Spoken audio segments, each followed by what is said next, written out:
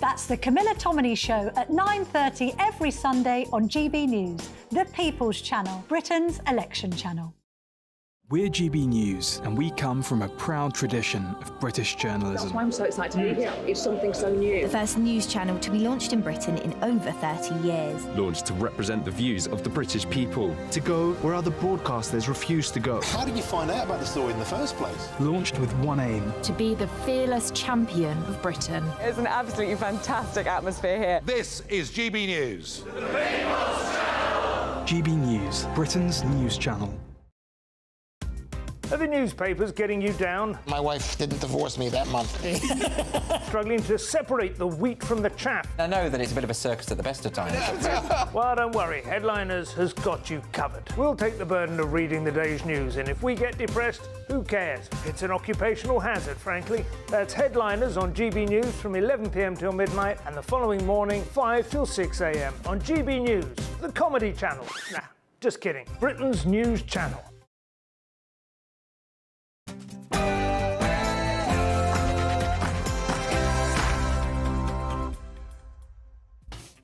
Hello and welcome back to GB News Sunday. This is Dawn Neeson. It's lunchtime and I hope you're having a wonderful weekend out there. The next 2 hours I'm going to be keeping you company on telly, online and on digital radio. Cracking show lined up. We don't want to go anywhere for this. Right, coming up in the first hour, we've got Prime Minister has announced mandatory, although they're not quite, national service for 18-year-olds if the Conservative Party wins the general election. They will be able to apply for one of 30,000 full-time military placements or volunteering 1 weekend a month carrying out a community service. Is this a stroke of genius, a cunning plan?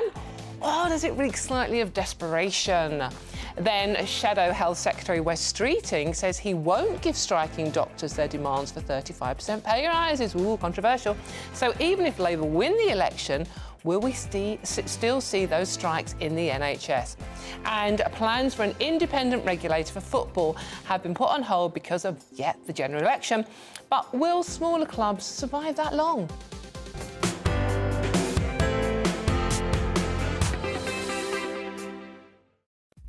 But this show is nothing without you and your views. So let me know your thoughts on everything we're talking about today. Anything you want to talk about in general, to be honest with you. Very simple to get in touch. Visit gbnews.com/your say on your screens now and join the conversation or message me, even more simple, on our socials at GB News. But first, it's me and Cameron Walker reunited, and he's here with your headlines.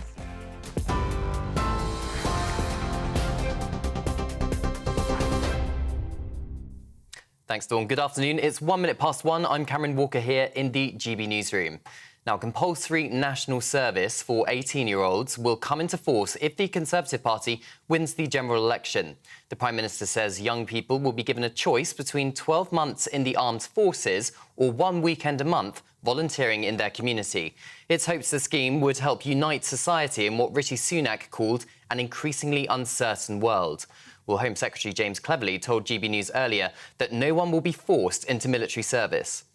The military bit of this will be limited to about 30,000 people. That bit will be voluntary. So the scheme overall will be compulsory, but the military bit will only be for people who volunteer to do that element of it.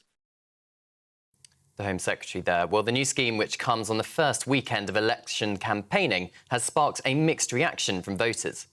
It's a good enough idea, yes. It is a good enough idea. I wouldn't want to do that, really. I've got a 15 and a 17-year-old, so I wouldn't want them to go myself. I think it's a good thing, because there isn't a lot of stuff for 18-year-olds to do. People should be allowed to do what they want to do, not be bullied into doing something that they don't want to. Some of them need a lesson in life, don't they?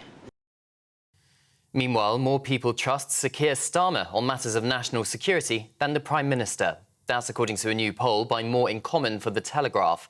The survey also found a majority of people are not confident in Britain's ability to defend itself against threats from Russia or China.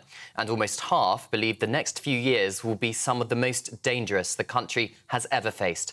It comes after Rishi Sunak promised to increase Britain's defence spending to 2.5% of GDP.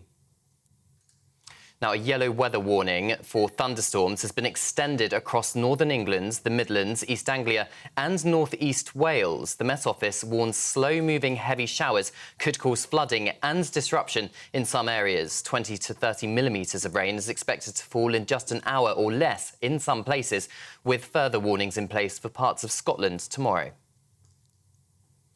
In Ukraine, at least 4 people are dead and dozens of others injured after Russian missiles hit a crowded DIY store in Kharkiv. According to the regional governor, 16 people are still unaccounted for after the bombardment, which left a crater several metres deep. Meanwhile, the Duchess of Edinburgh has written in the Sunday Times today about her recent trip to Ukraine, highlighting survivors' stories of war-related sexual violence. The Prince and Princess of Wales have said they are incredibly sad to hear of the death of an RAF pilot after yesterday's crash in Lincolnshire. The Spitfire was flying near RAF Coningsby when it crashed into a field just before 1:20 p.m. Yesterday afternoon. In a statement, the Prince and Princess said their thoughts are with the pilot's loved ones, the Battle of Britain memorial flight and the wider RAF family. The Ministry of Defence described it as a tragic accident, while the Royal Air Force asked that the privacy of the pilot's family is respected. Now, fans were disappointed last night when the pop star they'd paid to see at the Co-op Live Arena in Manchester was arrested. Nicki Minaj was detained in the Netherlands after allegedly trying to take soft drugs from Schiphol Airport to another country.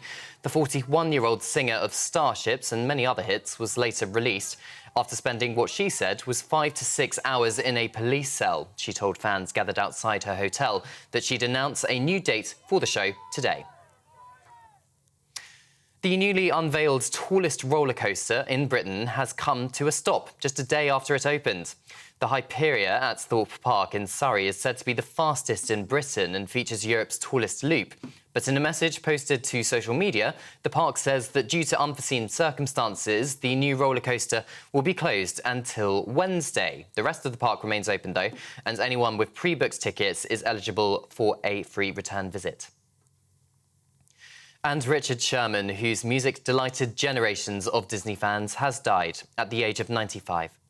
Feed the birds, tuppence a bag, tuppence. Along with brother Robert, his music became inseparable from the mythology behind some of Disney's best-known classics. The duo won 2 Oscars for their work on the classical musical Mary Poppins. Other credits include The Jungle Book, Chitty Chitty Bang Bang, and the forever catchy Chin Up from Charlotte's Web. For the latest stories, sign up to GB News Alerts by scanning the QR code on your screen or go to gbnews.com/alerts. Now it's back to Dawn on GB News Sunday.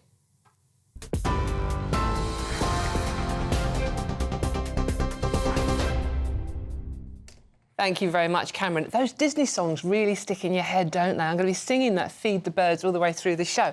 However, I have just sung Happy Birthday to Michael Portillo live on air, and I don't hate you enough to sing anymore. So apologies for that. Your ears are probably still bleeding. But, right, OK, we've got a show to get on with, haven't we? But I do also have some cake left over from Michael's show. Anyway, so let's get straight into today's topics. Not the cake, Dawn. Stop it. Now, the Prime Minister has announced mandatory national service for 18-year-olds if the Conservative Party wins this general election. Rishi Sunak says they'll be given a choice between 12 months in the armed forces or 1 weekend a month volunteering in their community. He claims the measure would help unite society in an increasingly uncertain world. I must admit, I play bingo during general elections. A little bingo card with all the phrases they trot out. You know the game. It's like, you know, working people, da-da-da-da-da, all that sort of thing.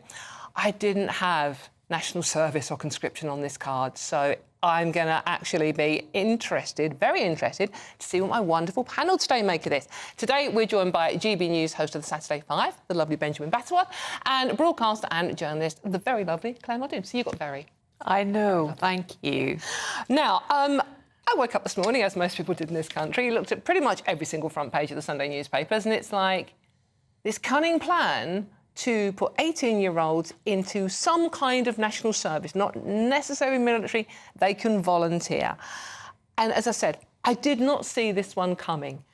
Did anyone... I mean, Claire, what do you make of this? Is this a cunning plan or is it desperation or...? I don't know what it is, but I don't think it's definitely a vote clencher, although I am actually for it. I think it's a really good idea. I think the disenfranchised youth of today need some direction, and they need a sense of service as well, and they need to be able to know what service is.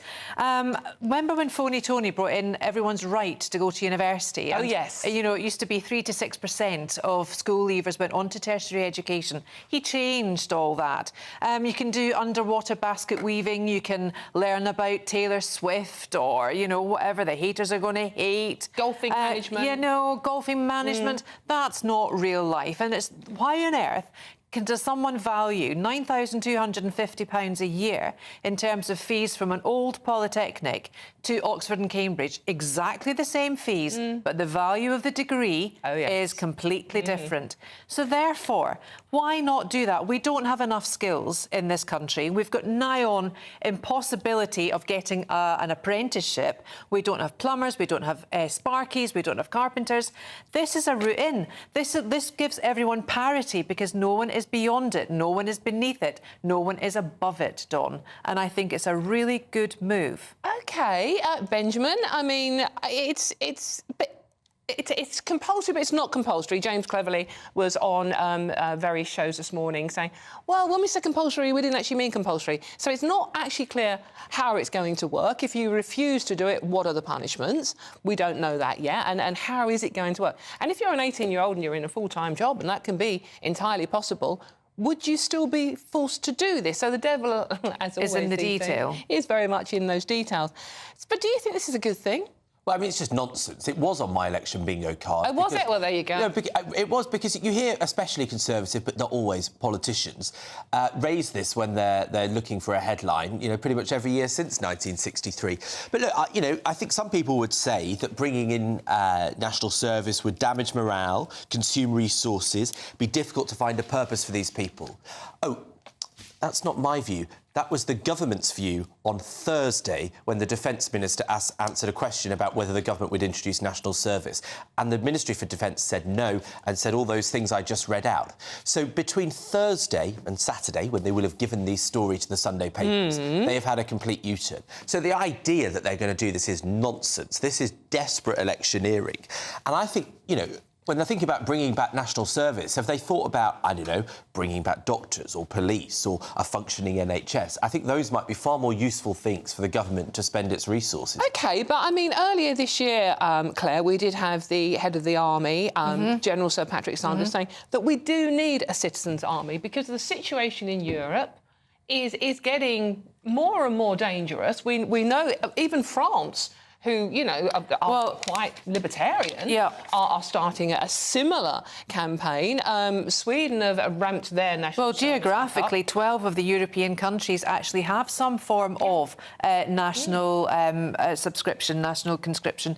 And I think, you know, this has been brought out. I don't think it's been very well managed by the Conservatives. I really don't think it's been very well thought through. We had Tobias Elwood on earlier as well in other channels. James Cleverly, as you've all rightly said, gaining perspective on what the optic is on this. But going back to your point, I think it'll be a really good drive for recruitment for the military. I really, really do, because we need it. And we will hear voices saying, but the children that we're talking about coming through to come up to age 18, they've been through COVID, they've missed lessons, they've done...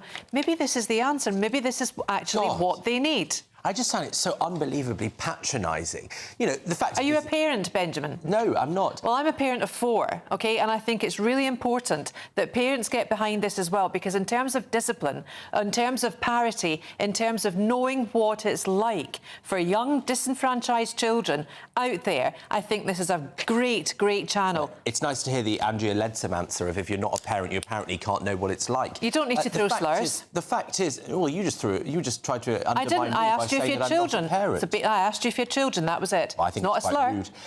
The fact is that, you know, young people in this country, and by that I probably mean under 40s, because it's been going on for the mid-noughties, you know, their chances of getting on the housing ladder are extremely difficult, especially if they've had to move to a city for work. Their pay has been stagnant since 2008. There have been 2 recessions in my adult working life. You know, the quality of access to services is much worse than it was a generation ago. I think the government would do much better to be helping young people to feel like they have a stake in society by letting them have things like a home that they can afford. That would give them the sense of solidarity that is in some ways missing. Not trying to force somebody who, you know, the millions of young people that work perfectly hard, get on in life, are perfectly good kids, and then saying they have to go and maybe give up their Saturday job. We're talking about 800,000 young people. I haven't finished my point. That have to give up their weekend jobs to then go and, you know, sit in the NHS doing a job that the government should be funding from proper staff. There are 3 million under 25s who are economically inactive, and 800,000 school leavers across this country with perhaps nothing to go to. And I'm sorry to sit here and prevaricate, Benjamin, that people cannot afford to get on the housing ladder, that infrastructure in terms of health service, etc., is failing. It's failing every single person in this country, not just the under 40s, as you've highlighted there. And I think to remove these people, to remove these 18-year-olds, actually might benefit the whole of society, not just people who are whinging. And actually, I think people of your generation, people of mine, I'm obviously slightly older than you, have actually had it easier than a lot of people who've fought in world wars, who have lost their lives and who've lost everything in terms of moving forward in society. I think we need to underpin it, and we can underpin it only from the youth of today, and to give anyone parity across that, and industry and discipline is a good thing. Sorry? Why don't you do it? I would do it if they asked. So you would, every month you would go and you'd go and spend 12 months of your year as one of these suggestions in a weekend. In the military. I've worked in the NHS to one give of these back suggestions is that, and you say there's 800,000 economically inactive. I didn't say that. There's 3 million. No, 2.73 million. Dawn actually said that. I said there's 800,000 18-year-olds. That's the fact. And 3 million under 25 too. Yep. And only 30,000 places on the scheme, so which is a smaller number than the fall in recruitment of army places in the armed forces in the last few years. So it won't even fill the gap if all those people took up those spaces of how diminished the military is in the last few Benjamin, years. if they did extend it to your age group, which they're not going to, so it's a bit of a hypothetical question. And you were. I like that you think I might be 18, but carry on. I know exactly how old you are. But if they did, and it's targeted at your age group, and they said it was compulsory, what would your reaction be? Would you go and do it if it was compulsory? I mean, look, it's never going to happen. Well, if we were if we were going to go to war, then clearly I would see things very differently. But it's just a nonsense idea, because what has happened is that there is a generation that has had their stake in society undermined on an economic level that is causing so many problems in this country. And the idea that you then offer potentially another punishment to them, I think is ridiculous. The idea that you tell people they shouldn't go to work. Countries do. Sweden, Norway, Denmark, France, they all think it's a good idea. Estonia, Finland, Moldova, Lithuania, Greece, Belarus, Austria. I mean, many of those Denmark. countries are much closer to a threat, and so the nature of the threat that they face and the likelihood of it happening is much greater, as we've seen to our difficulty in the last 2 years. Look, the fact is that, you know, this would cost £2.5 billion. Who knows where they came up with that number? Chances are it could be more. I was a bit curious about how they'd done the maths. And they say that we'll fund it by chasing tax evasion. Well, I can't help but think, if they found £2 billion to raise from tax evasion, why haven't they done that already? OK, it's interesting, because last year, Onward, which is the centre-right think tank, they came up with this idea, and they put it to a poll of people to see what they thought. And it's an independent poll, by the way, and 3 times as many young people aged 16 to 21 actually supported a similar scheme. Now, we've been out doing a vox pop today to see what people on the street have been saying. So should we have a listen to what some of those comments were about this? Yeah, that's a good enough idea, yes. It is a good enough idea. Some of them need a lesson in life, don't they? Yeah. Well, people should be allowed to do what they want to do, not be bullied into doing something that they don't want to. I think it's wrong, really. I've got a 15 and a 17-year-old, so I wouldn't want them to go myself. But anybody that gets sent to prison for serious crimes and paedophiles and etc., I think they should do it. Save the prison government money and go to the army and learn a hard lesson. I think it's a good thing because there isn't a lot of stuff for 18-year-olds to do.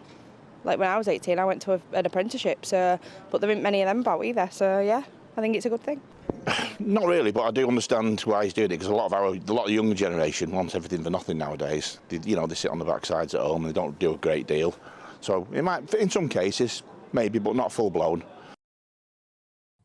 Claire, you by the sounds of it would be happy for your four offspring to go and my do youngest something. is 20, so they've kind of like leapfrogged that. But if they were there, yes, because they've seen me run things for society, they've seen me help out the NHS, they've seen me do a myriad of things to help cohese society, and that sense of giving, that sense of service that I'm afraid is completely lacking in the younger generations. Surely that would help. I mean, it would help maybe a sense of having, we heard that there are people that don't know what to do with their lives, a sense of, working together, identity, cohesion. Well, it isn't to say that people shouldn't be able to do these things. That would be a quite different argument, which is kind of the implication of what you're saying. There are people that will benefit from these things. I, for example, was in, the Beavers, the Cubs, the Scouts, and that achieved a lot of the aims that we refer to, and I would, if I had kids, I'd encourage them to do that. I think it's hugely beneficial. But the question is about spending billions of pounds on forcing some people that won't want to do it, for whom it's not a useful way to spend their time, taking people that are working incredibly hard, for example, at their A-levels, at their degree, maybe already have kids, as some people will by 18, taking them away from that and forcing them to do this. I think it's just impractical on many levels. And if we really wanted young people to have a better stake in society, then we try and restructure the economy so that the job opportunities and the financial situation they can achieve means that they feel a sense of responsibility to the world around them, when the world around them isn't treating them as well as it did a generation ago. Oh, poor souls, not being treated well in society. Get your coat and leave if that is the case. Not you, Benjamin, but in terms of the younger disenfranchised generation, I think that's completely and utterly implausible. But most young people aren't disenfranchised. They aren't lazy. This generation is getting higher grades, smokes less, drinks less, doesn't do drugs. It's the healthiest generation we've ever had, and you talk about them like they're all reprobates. We do, as I said, keep coming back to there are 3 million under 25s who are economically inactive. But that's because we've got an economic situation where the opportunity and the security isn't there that it once was. The security of a job is so much worse than it was for their parents' generation. OK, right, we have to leave it there. We're running out of time, unfortunately. But for all the best analysis and opinion on that story, it's really, really a hot topic, isn't it? Go to our website, gbnews.com. Now, if you are one of those inactive under 25-year-olds we keep banging on about, here's a chance you could actually win 20 grand, to be honest with you. It's our great British giveaway, and don't miss out. Lines are going to close this Friday, I think, so here's all the details you need to get your chance to win that money.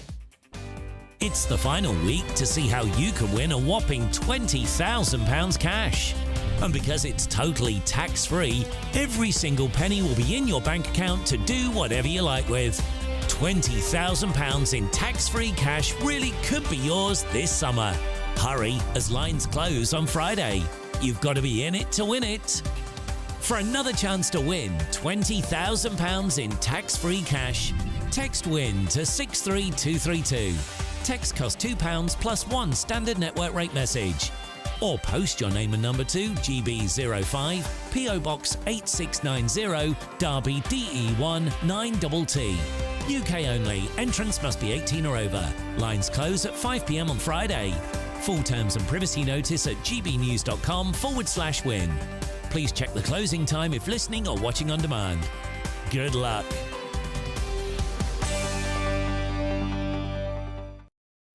Oh, that swimming pool looks lovely, doesn't it? What you wouldn't be to be there. Well, you can do it. 20 grand, get your phone calls in. Come on, you can do this. Right, well, I'm Dawn Neeson. This is GB News Sunday, and there's loads more coming up on today's cracking, packed show.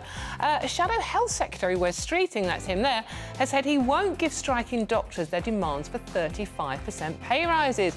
Ooh, so what will happen if... Not a big if, is it? They win the election. All of that and much more to come. This is GB News, Britain's news channel, but don't go too far.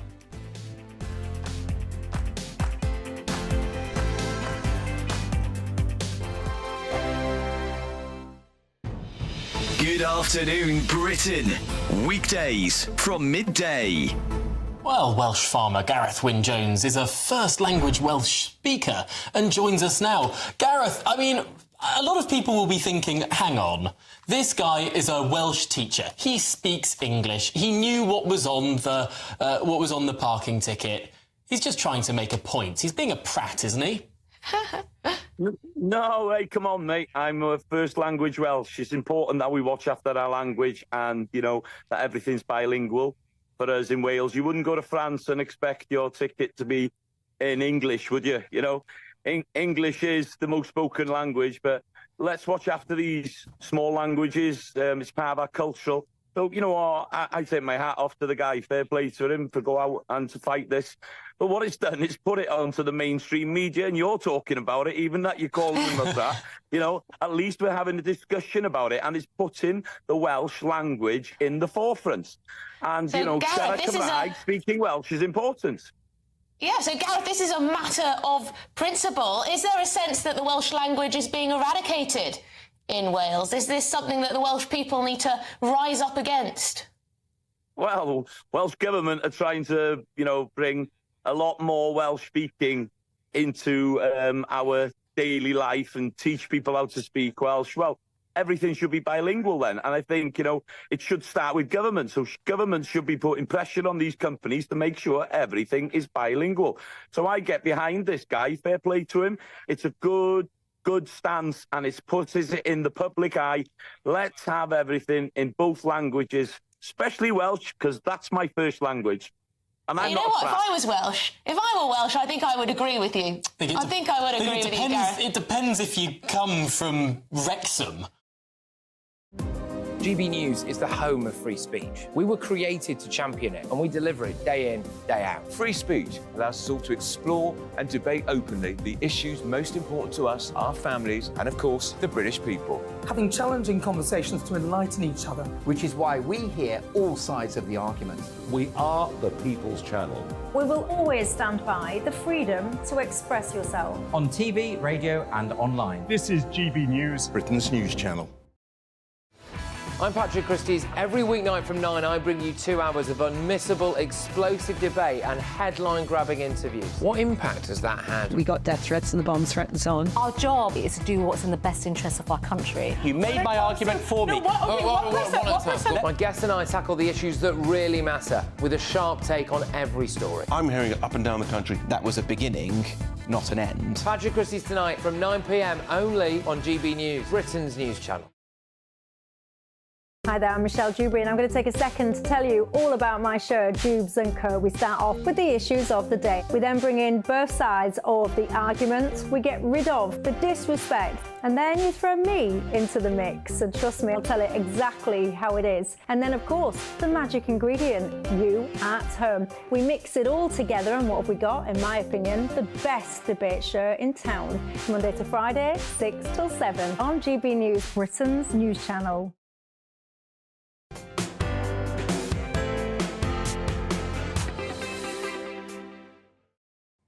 Welcome back to GB News Sunday with me, Dawn Neeson, on your telly, online, on digital radio. Happy Bank Holiday weekend. Hope you're having a wonderful Sunday out there.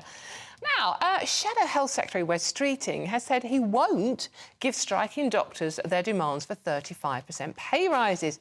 He said he wants to work with doctors in a respectful way, but will need to negotiate pay. He's speaking at the Hay Festival. He discussed plans for the NHS if Labour wins, where he'll inherit record waiting lists and ongoing pay disputes. It's not going to be an easy one to sort out, that one, is it? And Wes Streeting has given a very strong interview with his plans, actually not sitting on the fence for once. So let's see what our panel make of this one. I have Claire Muldoon and Benjamin Butterworth with me still. Benjamin, coming to you first on this one.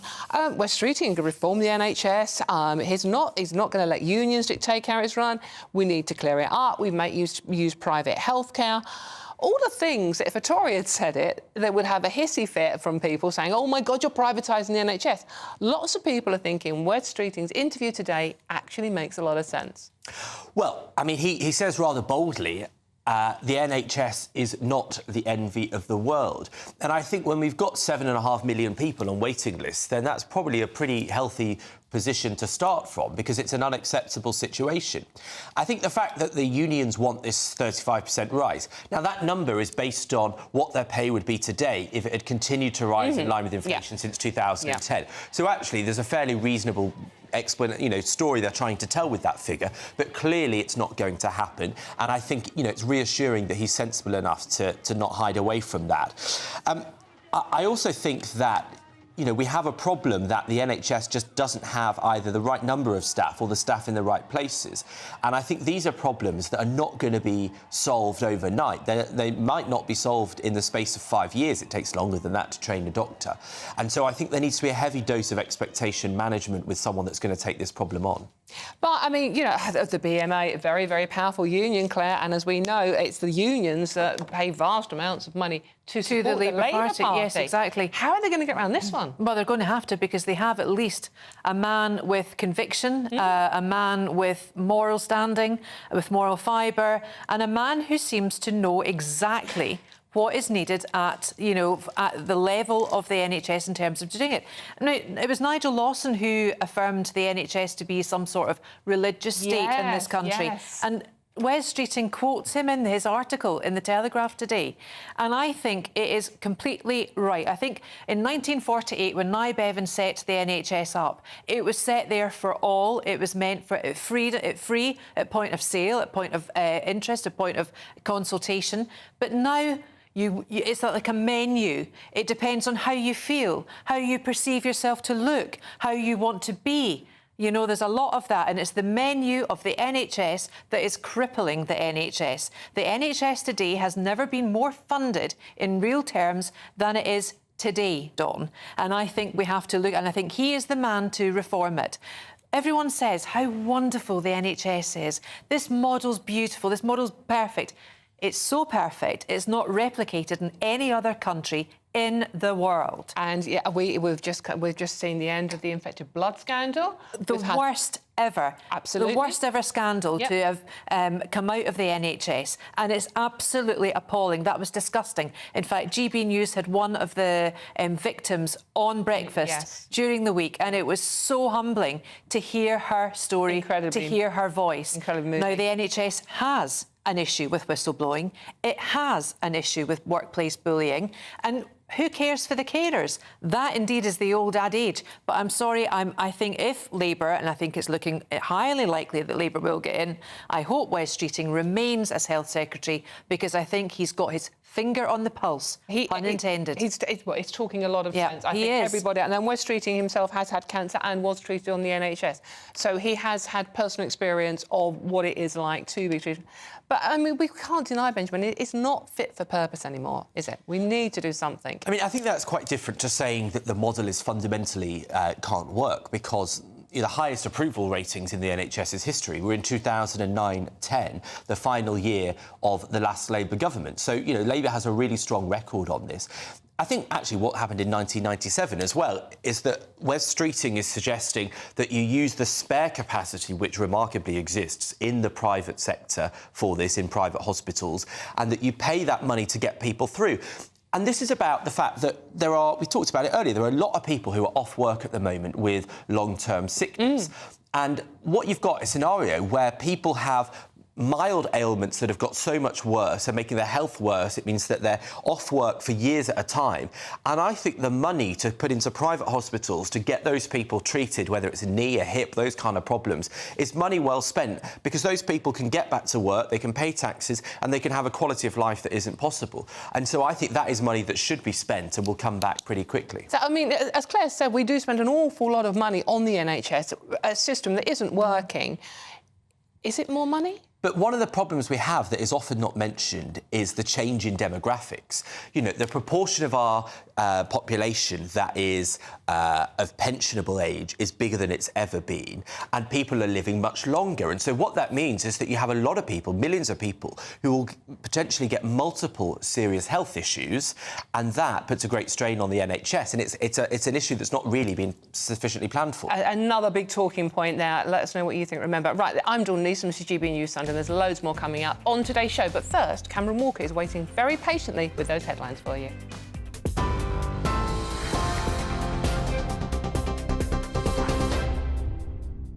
Dawn, thank you. It's 1:33. I'm Cameron Walker here in the GB newsroom.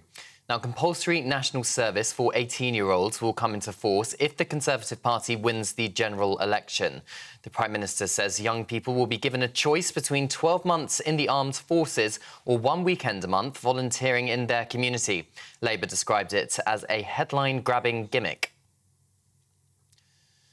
More than 500 migrants have crossed the Channel in small boats this bank holiday weekend. Home Office data shows that 227 people crossed illegally from France yesterday. It follows another 288 arrivals in 5 boats on Friday. It takes the total so far this year to nearly 10,400. More people trust Sir Keir Starmer on matters of national security than the Prime Minister. That's according to a new poll by More in Common for The Telegraph.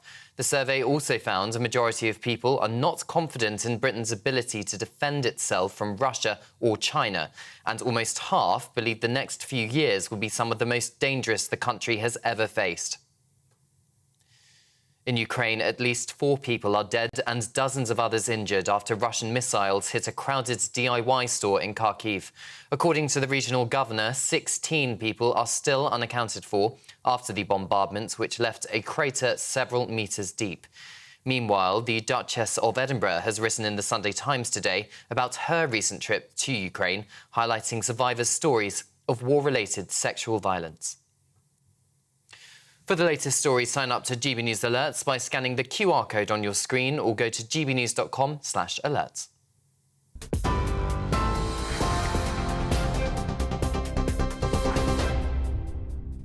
Thank you very much, Cameron. Much appreciated. Now, lots of you have been getting in touch. Very heated debate here in the studio with Claire and Benjamin, but lots of people are getting in touch saying we require... This is from... who is this from? This is from Mark. The thing is, patriots are proud of the children who would serve. Of course, everyone would worry about them, but we need to do this. This is in support of the government's suggestion that they have a national service, but it's all a bit, the devil is in the details. And we haven't been told all the details yet, but please do get all your comments coming in. Loads of you talking about that one. So it's very easy to do as well. You just visit gbnews.com/. It's on your screen there, and join the conversation or message me on the socials at GBNews. Now, there is loads more coming up on today's show. We're waiting for a minister to come on as well, but I mean, yeah, they're keeping us waiting. I'm Dawn Neeson, and this is GB News, Britain's news channel. Now, don't go too far though.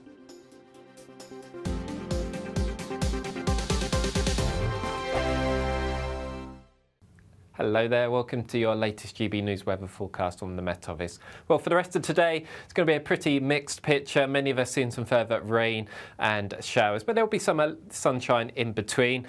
All courtesy of this area of low pressure, and unfortunately it's not going to go very far during the rest of this bank holiday weekend, maintaining a rather unsettled theme.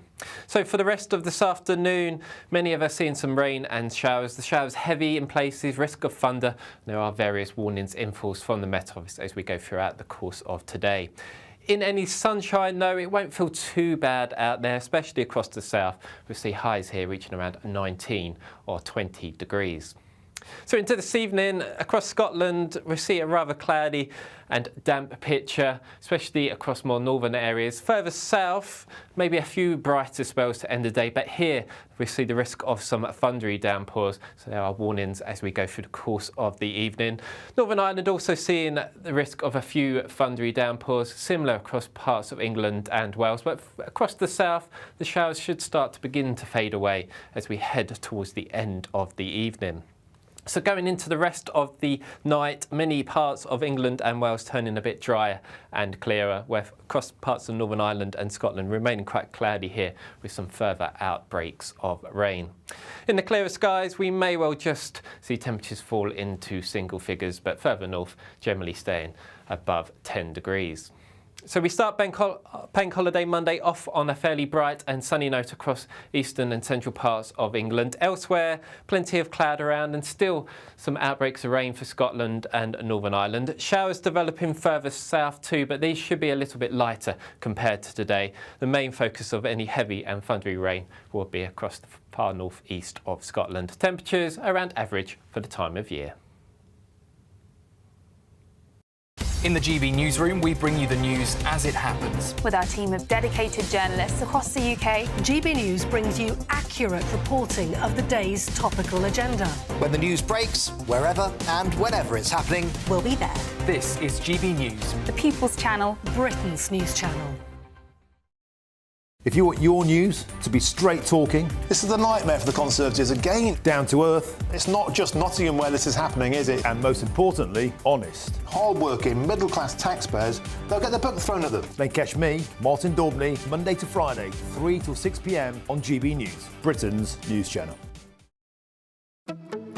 Good afternoon, Britain. Good afternoon, Britain. Weekdays from midday, we bring you the most compelling stories from across the United Kingdom. And why it matters to you. From your doorstep to our inbox. That's right, we want to hear from you. Good afternoon, Britain. Only on GB News, the People's Channel, Britain's news channel.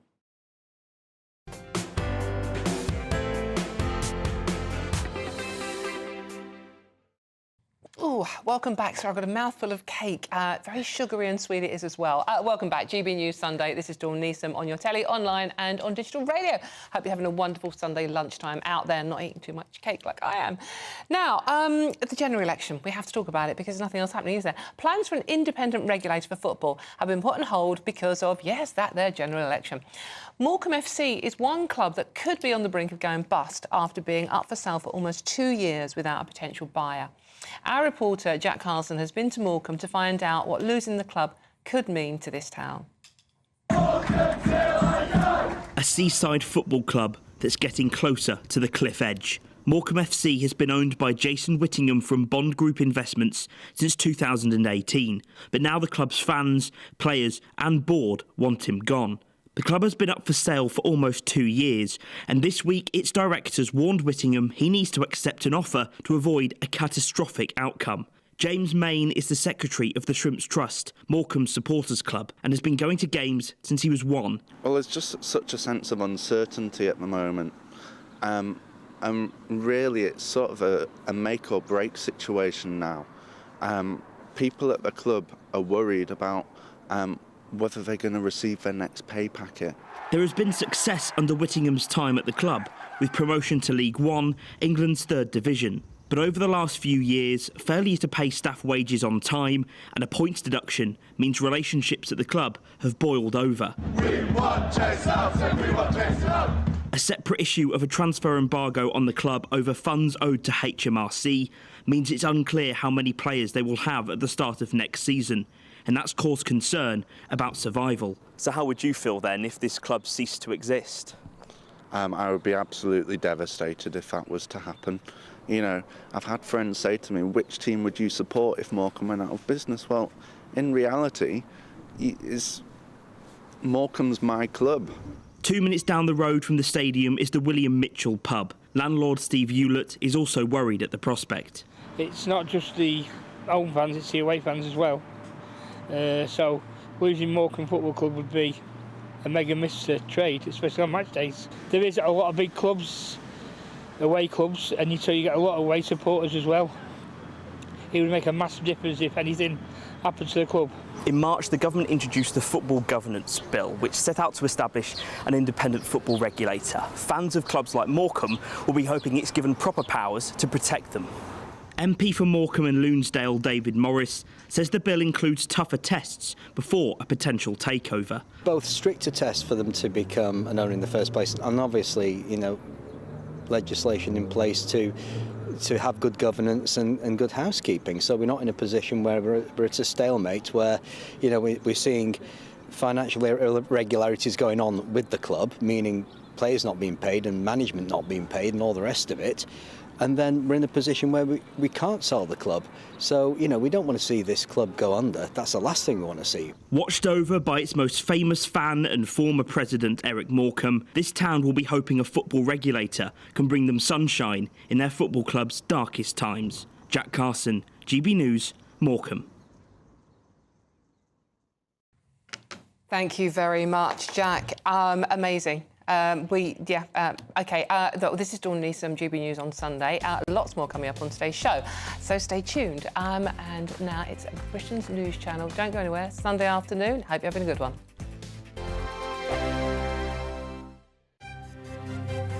GB News Breakfast. Every day from 6 a.m. If she has such ambitions, where does this leave Prince Harry? I mean, he's obviously already resentful that he was treated as a spare back here in Britain. But he would only then become even more of a spare if he were married to either the president or somebody who was clearly setting her sights that way and taking various offices. Yes, clearly this presents a problem for Harry, because if you notice what their plans are, and there's Meghan's lifestyle blog, American Riviera Orchard, an odd name, really rather ponderous. I think her PRs could have thought up something better. And then this Netflix program on cookery and entertainment and so forth. Harry is doing a series on polo, which is a bit of an elitist sport, actually. But of course, Harry has got Invictus. And so they have to, as they plan, Harry must, it must be absolutely definite that Harry will be integral to the planning. I mean, remember, he is very emotionally reliant on her and therefore might be content in this context to be a spare, even if many people would laugh. But I certainly see, remember, you have to begin by hard campaigning. They're only putting in a each for their charity Archwell. If they really do want Meghan to go into politics, if that is her ambition, then I think she should make absolutely sure she's got the ground rules of how you do this in America. They've got to have a look at also whether they would wish to have their, or keep their titles in, even though they're in abeyance. This too is a problem. I mean, if you're really looking at a serious political career, I don't see it starting from what we know now.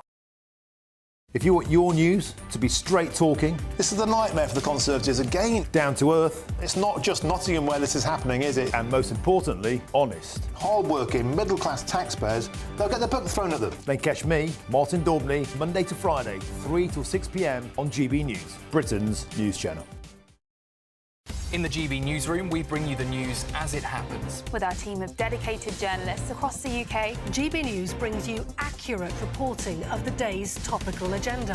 When the news breaks, wherever and whenever it's happening, we'll be there. This is GB News, the People's Channel, Britain's news channel.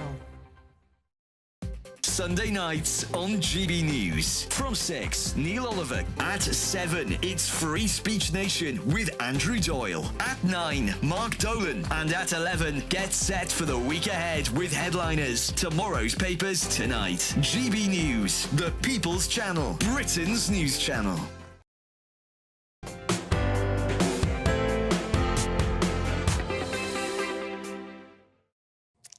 Welcome back to GB News Sunday with me, Dawn Neeson, on your telly, online and on digital radio. And it's all happening here today, I can tell you.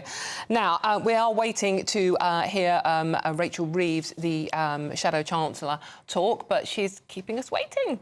Why wouldn't you? Now, she has said economic stability can only come with a change of government. She is expected to announce tough spending rules when she turns up to grow the economy and keep taxes, inflation and mortgages as low as possible. As I said, we are expecting her to take to the stage soon. Come on, Rachel. But as I said, economic stability is only possible under Rachel, who hasn't turned up on time, and Labour, Claire. You're doing that thing that you look there. that rush. Claire, as Mama thought, rolls her eyes so brilliantly, I can't tell you. If you're listening on radio... They're almost rolling over the bar. Across the desk. Yeah. Right, go on. Well, We have had 16 years of Conservative government who needs reminding of that, where everything, I think, has gone down the tubes. Not so much as they have gone down in Scotland under the SNP, but things have been tough globally. And I think we always look through the optic. We're quite myopic in this country when we define what's good and what's bad and who's to blame for it, because we're not too good at taking blame. You know, we're very good at apportioning it, but not too good at taking accountability for actions. Now, we live in a very democratic country. I hope people run on July the 4th to vote, because let's be honest, if you don't vote, you can't complain. So go and vote for whoever. Now, Rachel Reeves, I mean, is it a bold statement? The only way to economic recovery is with a Labour government? Well, I think that's a very bold statement from her, because I think she will be the one that will be tested and held accountable for that very bold statement. Benjamin, just quickly, because I think we might actually have some action somewhere in the political world. Who knows? But very quickly, I mean, Rachel Reeves is saying that Labour are the party to trust on the economy. Well, if you look at what happened under the last Labour government and what's happened under the 5 Prime Ministers of the Conservatives in the last 14 years, then the numbers are much better when Labour was in power. You know, you had every single quarter that Tony Blair was Prime Minister, you had economic growth. And when you got the global financial crash, it recovered rather better than some of the scenarios that we've seen in the last couple of years with COVID. And I think that we have a problem, that there is a fundamental issue here, which is that people's pay doesn't afford a quality of life. Sorry, Benjamin, we do have to interrupt now. As I said, the election campaign is underway now, and it's the 4th day of people going to the polls, which is the 4th of July, just in case you've forgotten. I'm actually very happy now to say that I'm being joined by former Conservative Party leader, Sir Ian Duncan-Smith. Sir Ian, thank you very much for joining us this afternoon. Really appreciate your time. So, Ian, there's a story in The Telegraph, traditionally a very conservative newspaper, saying that the way the Conservatives have launched their election campaign is pretty poor, and any more blunders and they are going to lose even more votes. What do you make of that? Well, it's classic sort of Westminster bubble nonsense, really. You know, all sorts of things happen at the beginnings of campaigns. I've seen so many of them now. About 11 elections. Little bits and things happen. Things don't always go right when you launch a campaign in terms of the visuals, but the reality is about the facts. And I think the truth is most of the public, looking at what the retail offer is from both major parties and plus the others, to decide whether or not they think we, as the Conservatives, are more likely to be able to continue with that growth and structure, bringing interest rates down and inflation down and getting the economy growing faster than the other nations, which is what's happening at the moment, or whether Labour, actually we don't really know what Labour's policy is, but Labour say they can be the ones or will be the ones. I'd like to know how they're going to do it. Well, we are waiting to talk to or listen to Rachel Reeves, but, you know, she obviously hasn't turned up. You have. Thank you very much for that as well. But, I mean, it has to be said that it was an election that was sprung on us. I mean, I don't think anyone was really expecting it. And to launch it by standing in a rain shower without an umbrella, I mean, the optics of that just started, you know, off on so the wrong foot. And we'll never forget that now. Well, if you don't mind me saying so, I think that's for you lot in the media to debate. Not a single constituent, and I've done a lot of campaigning in the last 5 years and a lot over the last week, and not one single constituent has raised that issue with me. What they're interested in is what happens to their lives and what is actually the choice all about, and that's what changes things. Sure, you know, you might have done it slightly differently, or maybe we should have done it inside, but these things are marginal issues. I'll be honest with you, this is really all about who is going to be able to make sure that people's lives are ultimately going to be better. We've come out of 2 of the biggest crashes you can possibly imagine, far bigger, by the way, as I saw earlier on one of your commentators saying he compared it to the banking crash. This was way bigger. We've shut down global economies, for God's sake, for nearly 2 years. And then we had the invasion of Ukraine. I've been on the front line in Ukraine on 3 occasions helping with the charity. So these are big crashes that led to the massive problems with the economy. So these are what we're trying to get through. The government is doing that and moving on. So all I say is compare what each one of the parties would want to do, and that's the way you do it. Not so look Ian, at whether with all respect, you say that the gaffes, and there've been plenty of them. The rain being one of them, going to Wales and talking about football when they haven't qualified the Euros. These are making a difference because in a poll today for I think the Mail on Sunday, people are taking notice. People have been asked, who has had the best campaign launch so far. 18% of respondents said Rishi Sunak, while 40% said Keir Starmer. So these are getting through. This is a message that people are picking up on. I just don't think it's to do with what makes a difference in their lives. I generally don't. Yeah, you'd love to be wonderfully slick and brilliant at this. Sometimes things don't go right, but the key question is, do you get the messages across and do people believe you? And that's the key element. So with respect, I wasn't really here to talk about this. I was here, I thought, to talk about the national service idea. Right, well, we can certainly ask you about that national service idea. I mean, I think a lot of us woke up this morning and saw the front pages of the newspapers and were surprised that had come up. It does sound, though, that the devil is in the detail, and we're not really being given the detail. Accusations are that this is another idea that's been scratched out on the back of a fag packet. I think it's a brilliant idea. I've been arguing for it for some time. It's not national service in the same way that we had it before. It's not all about going into the military. There is an element to the military. But the main part about this is something I think is being debated by a lot of young people as well, to give them a better start in life and to put something back into the community. So working with community groups and charities is really important. I set up the Centre for Social Justice. We work all over the country with small community groups and charity. They're always talking about getting more young people involved, is what they want to do. It's giving people a sense of themselves as well. I served in the military. I went on to active service, and I tell you, I learned more about people and about myself in those areas because that teaches you self-discipline and understanding how you can respect others. It'll also bring religious communities in the UK together in a way that we've got too divided. I think this is excellent, and the old national service was all military. This is only a small part military, but the principles of that are to be embedded in this, and I think it's a great idea. Sure, there's more to be discussed, as the government said, a royal commission, but I think this is absolutely excellent, and I think most people will recognise that this will help a lot. And also, by the way, I'd extend it even further. I'd talk about 15 and 16-year-olds being involved because, a lot of those kids in different communities end up in street gangs, in criminal work. And I think the real thing is to get them out and give them a sense of purpose Interesting. So you think we should actually extend this to even younger people? So, Ian, thank you very much. We've run out of time. Thank you very much for joining us today. Thank you. That was Ian Duncan-Smith now. I'm Dawn Neeson. This is GB News Sunday. And here's the weather headlines with Craig. A brighter outlook with Box Solar, sponsors of weather on GB News. Hello there, welcome to your latest GB News weather forecast from the Met Office. Well, looking ahead to the next few days, it does look like it's going to remain fairly unsettled across the country. Further spells of rain and showers. It's all courtesy of this area of low pressure, which unfortunately is not going to go very far as we move through the rest of this bank holiday weekend. So as we end Sunday, plenty of rain and showers out there. Some of these showers still quite heavy and thundery. Warnings are in force throughout the evening. But it will turn dry and clear across many parts of England and Wales. And under the clear skies, it will turn a little bit chilly. Temperatures falling into single figures here. But further north, under the cloud and rain, remaining fairly mild for the time of year. So we start Bank Holiday Monday off on a fairly bright and sunny note across many eastern and central parts of England. Further west across southwest England, parts of Wales, showers from the word go here. And further north across northern England and Northern Ireland, quite a grey start, some outbreaks of rain. Similar story really for southern Scotland, risk of some persistent rain here for a time. Where further north across Scotland, some brightness around, but also a little bit of mist and murk too. Moving towards lunchtime, many of us will see the risk of a few showers. Across many southern and central parts of the country, the showers should be a little bit fewer and lighter compared to today, where further north still the risk of some thundery downpours, especially across northeastern parts of Scotland. And for all of us, it'll be a little bit of a cooler day compared to today.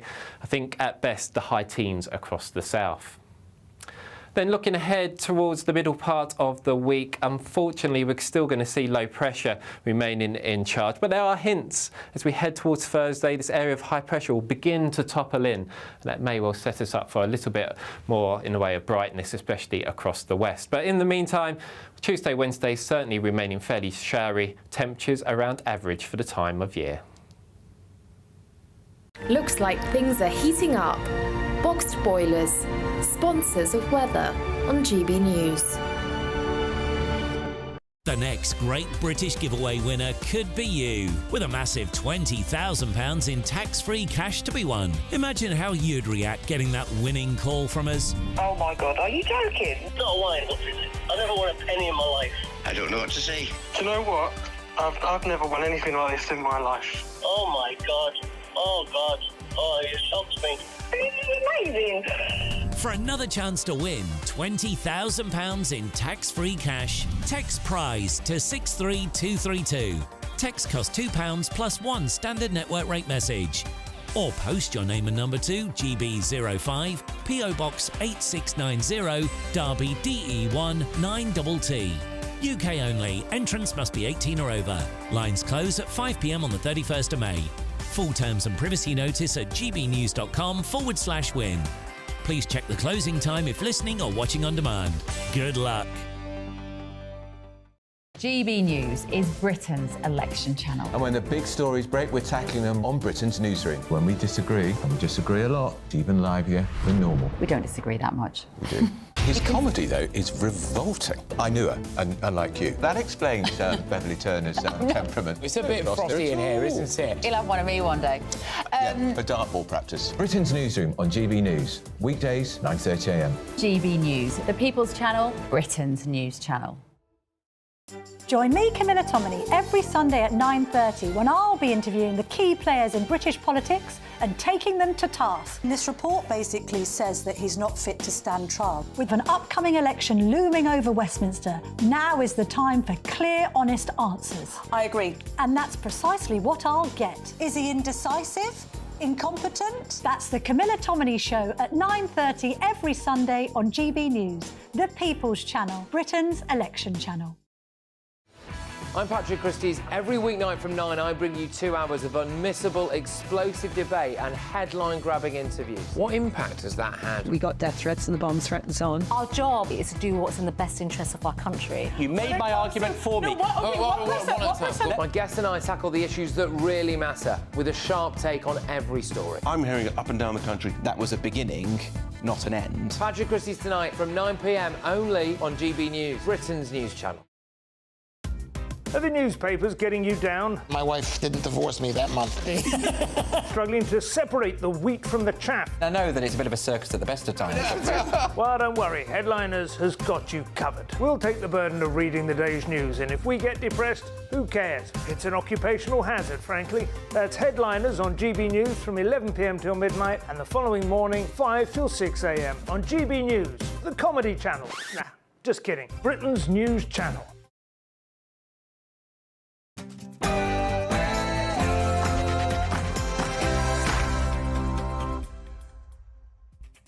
Hello and welcome back to GB News Sunday. What a day. Politicians all over the shop.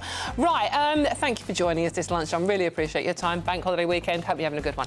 Now, I'm Dawn Neeson. For the next hour, I'll be keeping you company on TV, online and on digital radio. Cracking show coming up, so don't go anywhere. Now, our politics is broken, says the Lib Dems, and the Conservatives have to go as Sir Ed Davey launches his general election campaign. We're expecting to hear from him very shortly, and we'll be there live, hopefully. And then Labour's plan to impose VAT on private schools could force many of them to close. But could this create even more problems for them down the line as well? And this is my favourite bit, 70% of pints and glasses of wine being poured in UK bars and pubs are short serve. Are you getting bang for your buck at the pub? We'll be putting this to the test because it's me and I can.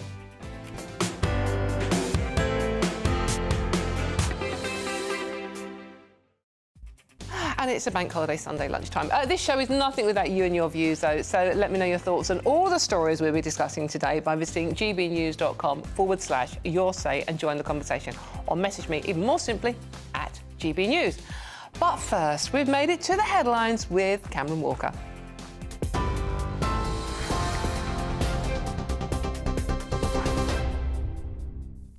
Dawn, thank you. It's 2:01. I'm Cameron Walker here in the GB newsroom. Now, first to some breaking news. 6 passengers and 6 crew have been injured during turbulence on a flight from Doha to Dublin. Dublin Airport said emergency services attended after 12 people reported injuries during the Qatar Airways flight, which landed safely as scheduled shortly before 1 p.m. on Sunday. This is a developing story, so we'll bring you more as we get it. To other news, compulsory national service for 18-year-olds will come into force if the Conservative Party wins the general election. The Prime Minister says young people will be given a choice between 12 months in the armed forces or 1 weekend a month volunteering in their community. It's hopes the scheme would help unite society in what Rishi Sunak called an increasingly uncertain world. Home Secretary James Cleverly told GB News earlier that no one will be forced into military service. The military bit of this will be limited to about 30,000 people. That bit will be voluntary. So the scheme overall will be compulsory, but the military bit will only be for people who volunteer to do that element of it. Well, the new scheme, which comes on the first weekend of election campaigning, has sparked a mixed reaction from voters. It's a good enough idea, yes. It is a good enough idea. I wouldn't want to do that, really. I've got a 15 and a 17-year-old, so I wouldn't want them to go myself. I think it's a good thing, because there isn't a lot of stuff for 18-year-olds to do. People should be allowed to do what they want to do, not be bullied into doing something that they don't want to. Some of them need a lesson in life, don't they? Next, more than 500 migrants have crossed the Channel in small boats this bank holiday weekend. Home Office data shows that 227 people crossed illegally from France yesterday. It follows another 288 arrivals in 5 boats on Friday, taking the total so far this year to nearly 10,400. More people trust Sir Keir Starmer on matters of national security than the Prime Minister. That's according to a new poll by More in Common for The Telegraph. The survey also found a majority of people are not confident in Britain's ability to defend itself against threats from Russia or China, and almost half believe the next few years will be some of the most dangerous the country has ever faced. It comes as Rishi Sunak promised to increase Britain's defence spending to 2.5% of GDP. In Ukraine, at least 4 people are dead and dozens of others injured after Russian missiles hit a crowded DIY store in Kharkiv. According to the regional governor, 16 people are still unaccounted for after the bombardment, which left a crater several metres deep. Meanwhile, the Duchess of Edinburgh has written in the Sunday Times today about her recent trip to Ukraine, highlighting survivors' stories of war-related sexual violence. Now, fans were left disappointed last night when the pop star they'd paid to see at the Co-op Live Arena in Manchester was arrested. Nicki Minaj was detained in the Netherlands after allegedly trying to take soft drugs from Schiphol Airport to another country. The 41-year-old singer of Starships and many other hits was later released after spending what she says was 5 to 6 hours in a police cell. She told fans gathered outside her hotel that she'd announced a new date for the show later today. The newly unveiled tallest roller coaster in Britain has come to a stop just days after it opened. The Hyperia at Thorpe Park in Surrey is said to be the fastest in Britain and features Europe's tallest loop. But in a message posted on social media, the park says that due to unforeseen circumstances, the new roller coaster will be closed until Wednesday. The rest of the park remains open, though, and anyone with pre-booked tickets is eligible for a free return visit. And Richard Sherman, whose music delighted generations of Disney fans, has died at the age of 95. Feed the birds, tuppence a bag, tuppence. Along with his brother Robert, his music became inseparable from the mythology behind some of Disney's best-known classics. The duo won 2 Oscars for their work on the classic musical Mary Poppins. Other credits include The Jungle Book, Chitty Chitty Bang Bang, and the forever catchy Chin Up from Charlotte's Web. For the latest story, sign up to GB News Alerts by scanning the QR code on your screen or go to gbnews.com/alerts. Now it's back to Dawn on GB News Sunday.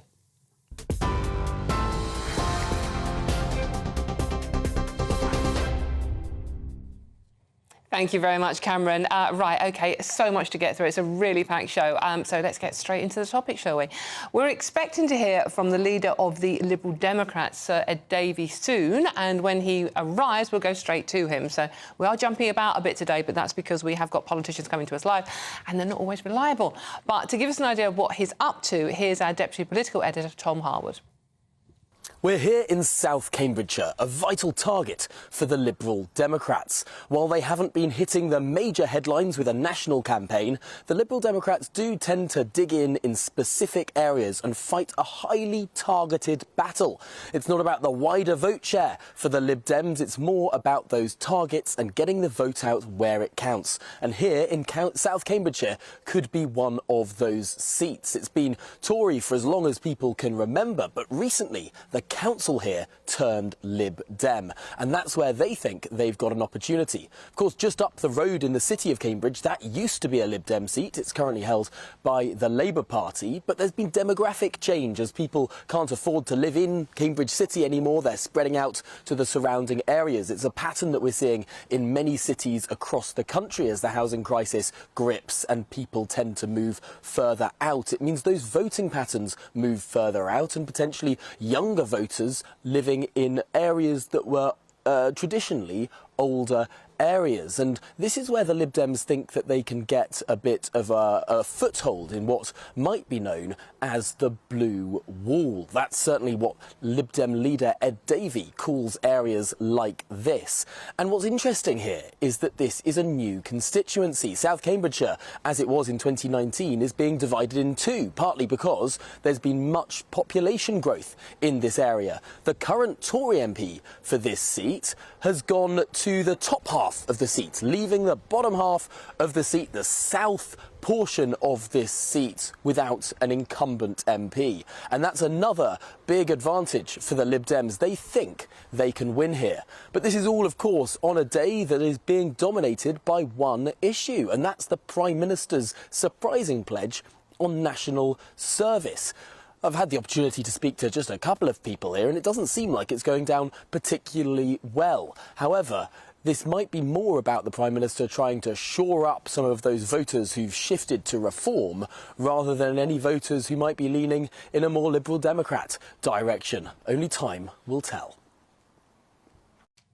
Well, that was Tom Harwood there on what the Lib Dems are up to. Now, we are still waiting to hear from Sir Ed Davey. So I'm just going to ask my wonderful panel, Claire Muldoon and Benjamin Butterworth, what they make of the Lib Dems. I mean, they haven't been mentioned that much at the moment. I mean, even in the debates that the leaders are maybe having on our TV screens, Ed Davey, I mean, only 13% really care if he's going to be there or not. So the Lib Dems, are people voting for the Lib Dem policies, Claire, or are they voting because they are tactically voting to deal with the other parties? I know for a fact a lot of our viewers and our listeners are politically homeless, and I think the Lib Dems have missed a massive trick here.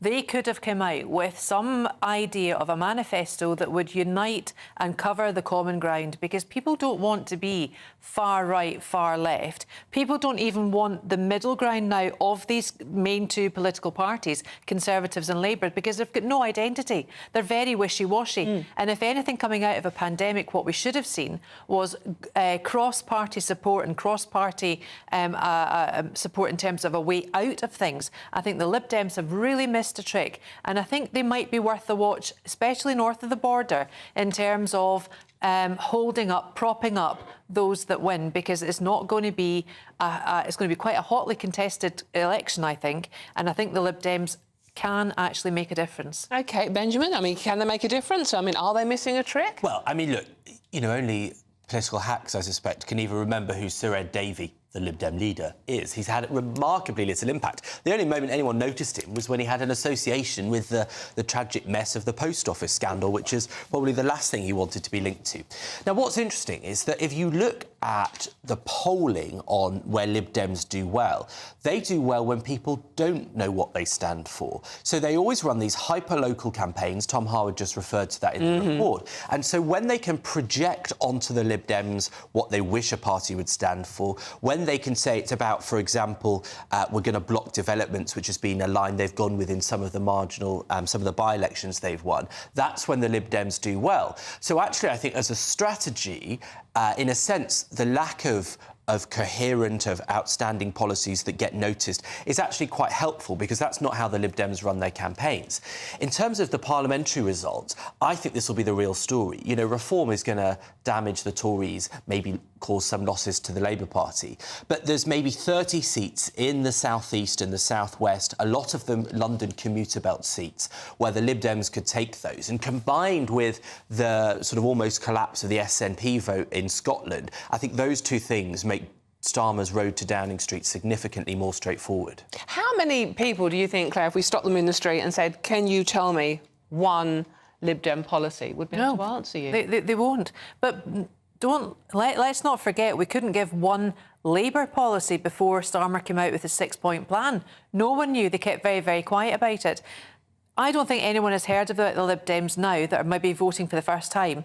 We remember Nick Clegg. He was the last, last Lib Dem leader that I think people have any knowledge about. And look what he did. He formed a party with Cameron and sold his soul, in my view, to get into number 10. So it's really interesting. But I think, you know, I wouldn't... They're obviously not going to win. But, you know, I just wish they would get their act together and get something in place and actually shout about it. And as Tom said, they do detail locally, and that's what people want now. People want local politicians. They want their local MP to take their needs and their wants to the Houses of Parliament and for them to stand up for them. And that's another problem, don't you think, Benjamin, that we've seen so many, mass exodus almost, of Conservatives who are not standing at the next election, and sort of, you know, new candidates being parachuted in literally at the last minute. So this is where the Lib Dems could capitalise, because the Lib Dem, potential in those areas are known, whereas Conservatives are just being parachuted in and no one actually knows where they are and what they're doing. So this could be a dangerous area for the Conservatives. Yeah, I mean, the Lib Dems run pretty ruthless, focused local campaigns. They try very hard to talk about local advocates as their MP candidates. What I would say is that I think the vote for a particular MP over the party is always very marginal. You get few to no examples of a local candidate overcoming the national swing. It's very rarely significant enough. But I do think, you know, they've got loads of advantages. They've got the fact that lots of these people, like Michael Gove, which is a Lib Dem target in Surrey Heath, are stepping down. But then also COVID has helped them, because a lot of these seats you've seen sort of middle-class, relatively affluent people have moved out from places like London to these commuter belt areas. And so you've seen a faster shift to people that are not natural Conservatives into the constituencies where they want to gain. And so simply on the maths of it, you know, Dominic Raab, for example, remember him? He's probably going to lose. Jeremy Hunt will probably be the Portillo moment. That's the one that they're really gunning for. And simply the people that live in those areas has changed in a way favourable to Lib Dems, even without the national swing. Do you think, Claire, that this could be a case of David and Goliath in this election, where the smaller local parties, Plaid Cymru, in Wales, for example, capitalising on the confusion and the homelessness that, as you alluded to earlier on, most voters feel? You're going to vote for what's important in your local area. Which is what we should be voting for. You know, I've long been a proponent of telling people, advising them when they're going to vote, vote locally. Vote what's going to affect your environment. And vote not your climate environment, your actual environment that you live in terms of services, infrastructure, libraries, schools, everything. Is so important to build communities, and building communities, we build a better future. It's not rocket science, Dawn. No, but they're not rocket scientists, they're politicians. That's true. Right, and unfortunately we are still waiting to hear from Sir Ed Davey himself, but I think hopefully we'll get him after this break. I think that's what we're doing. I'm Dawn Neeson. This is GB News Sunday, and there's lots more coming up on today's show, including, hopefully, Sir Ed Davey. Don't go too far.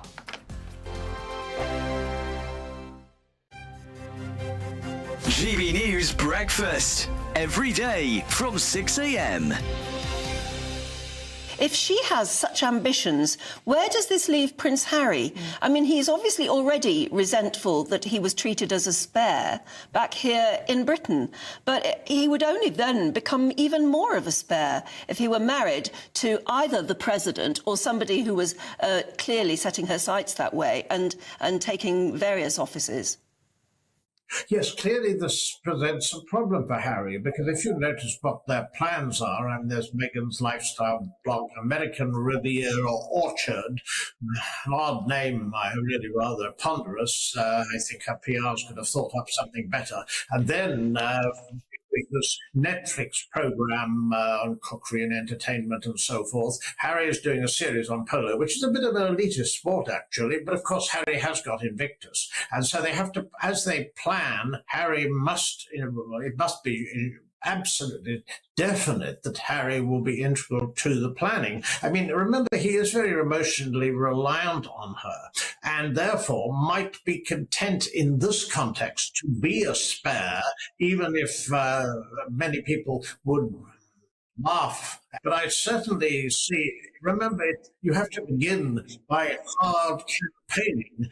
They're only putting in a each for their charity archwell. If they really do want Meghan to go into politics, if that is her ambition, then I think she should make absolutely sure she's got the ground rules of how you do this in America. They've got to have a look at also whether they would wish to have or keep their titles in, even though they're in abeyance. This too is a problem. I mean, if you're really looking at a serious political career, I don't see it starting from what we know now.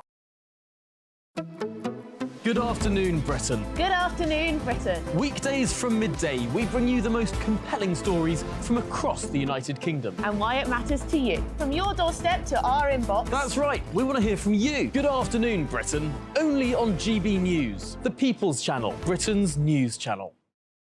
We're proud to be GB News, the People's Channel. And as you know, we always love to hear your views. Now, there's a new way of getting in touch with us at gbnews.com/yoursay. By commenting, you can be part of a live conversation and join our GB News community. You can even talk to me, Bev Turner, or any of the members of the GB News family.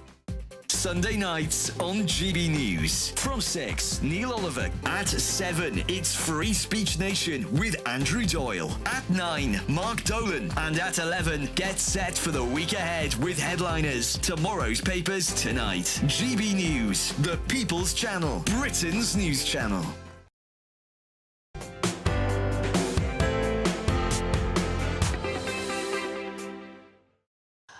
Welcome back. GB News Sunday with me, Dawn Neeson, on your telly, online and on digital radio. Hope you're having a wonderful bank holiday weekend out there.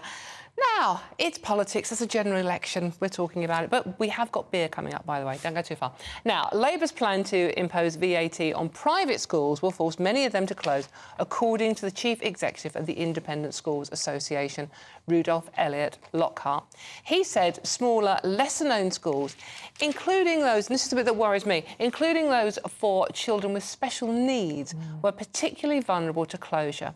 Sir Keir Starmer has said he'll bring the policy in straight away. He has been pretty adamant on this one thing. No sign of a flip-flop on this one. So, Claire Muldoon and Benjamin Butterworth are still with me. Benjamin, I'm coming to you on this one. I quite clearly didn't go to a private school. But it does worry me because you have this image in your head of people who go to private school, you know, very wealthy, very privileged. But a lot of people, a lot of ordinary working people, that phrase that politicians use all the time, send their kids to private school where they work really hard to do so because local schools, which should be better, we all know that, aren't that good. So are Labour right to stick to this policy? There's a story in the Telegraph today about one school that's already been forced to close because of, you know, preempting the VAT tax rate. What do you make of it? Well, first of all, a lot of ordinary working people do not send their kids to private school. The total is 7%, and while there are some people who scrimp and save to get in, the vast majority of people who are sending their kids to those schools have adequate funds to do that, and that's a lot of money. You know, the average private school fee in this country is £15,200. Now, if, you know, viewers want to think about whether they have 15.5 grand spare, or 30 grand a year spare if they have 2 kids, as most people do, you know, that's an extreme amount of money in most people's lives. As for the case in the Daily Telegraph, I do not believe for a split second that this school has closed because of a VAT being added to school fees that has not happened before the election was even called. I think this is people that obviously have a self-interest. They want to protect the system of private schools as it is. And the truth is that, you know, if you hire, for example, a tutor for your child, a private tutor, then VAT is applicable. Why should it be the case that private schools have an exemption to the rules that apply to all of these other scenarios? You know, not only that, but if you make a donation to a private school, Rishi Sunak gave £100,000 to his old school, Winchester, that's then eligible for gift aid from HMRC. And so I think it is a perversion of how the system should work that we are paying out, in many ways, to private schools, to the very richest people in society. And I'd add one more thing, which is that VAT at 20%, they say, oh, they could all close down. Well, it's quite strange because in the last 14 years, private school fees have risen by 20% in real terms. And strangely, when it was just rich schools taking from relatively rich parents, nobody complained then. But the idea that it might go to fund working class people's kids getting good education, well, suddenly it's a problem. OK, Claire, what do you make of this? Two things. I don't for 1 minute think that this school closed because of the thought of Starmer removing the charitable status, because that, in effect, is the legislation that Starmer wants to bring in. Remove the charitable status of private schools and impose the 20% VAT part of that. I'm so not in agreement with anything that Benjamin has just said, and I'm so not in agreement with Keir's additional asset of actually doing this. The reality is it will grow it will bring in £1.4 billion of revenue to the coffers of the state, which is nothing really, considering he wants to golden handcuff teachers to the state sector of £2,500. We are forgetting here that there's parental choice here, and by removing the ability for families to have the choice whether or not they want to send their child or children to a private school is wrong, in my view.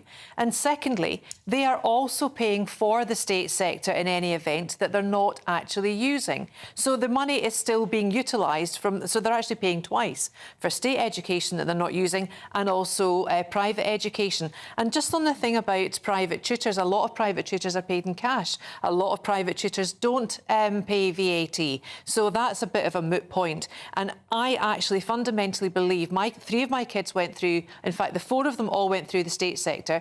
My only son, I've only got the one son, he went to private sixth form on a sports scholarship. A lot of these schools actually have a lot of charitable instincts and charitable donations to the state sector in terms of allowing them to use their playing fields, allowing them to... Why are you sniggering, Benjamin? What have I just said that's funny there? Because it's such a preposterous situation, like we should be grateful from the aristocrats. That's the politics of envy. There's no aristocrats. It's not the politics of envy, it's the politics of people who have a lot thinking that we should be grateful for the crumbs underneath the table. That's not true. The idea that a local state comp should go, oh, thank you so much for letting us use your sports field, how grateful we are. That was one example. Why don't you pay your taxes like everyone else has to? That was one example. These state schools actually sold their lands to the private schools. The private schools didn't have to. Doesn't that illustrate the point? That state school didn't have enough money for regular kids to be able to have access to sport as they should, so they had to sell it to the private school. They didn't have to sell it. Why doesn't that private school pay VAT like any comparable business does, so that state school can afford to keep its playing fields? You're talking about inner city. I'm talking about inner city London schools where they do not have the facilities. Well, why do you think that is?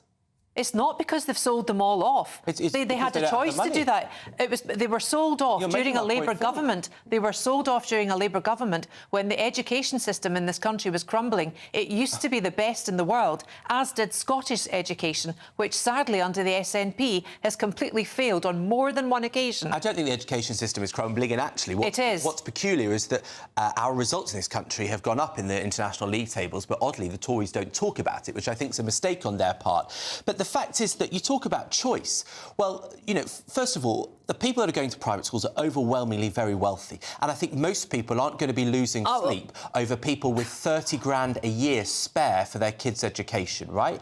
What we talk about with choice is that most people don't get a choice in where their kids are going to get sent to school, right?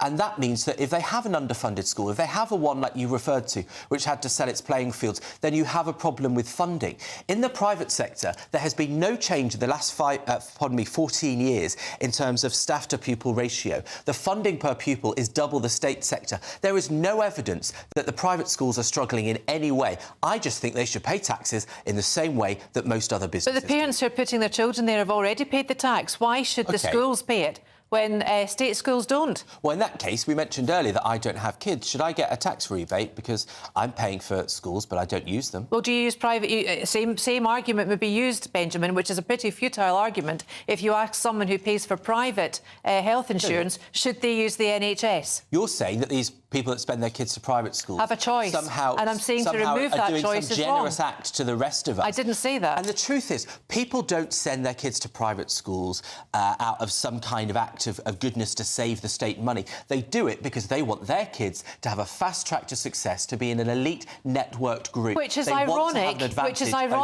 Which is ironic, given most of the blue chip companies and most of the big FTSE 500 are now employing under DEI rules children who have not gone to private schools.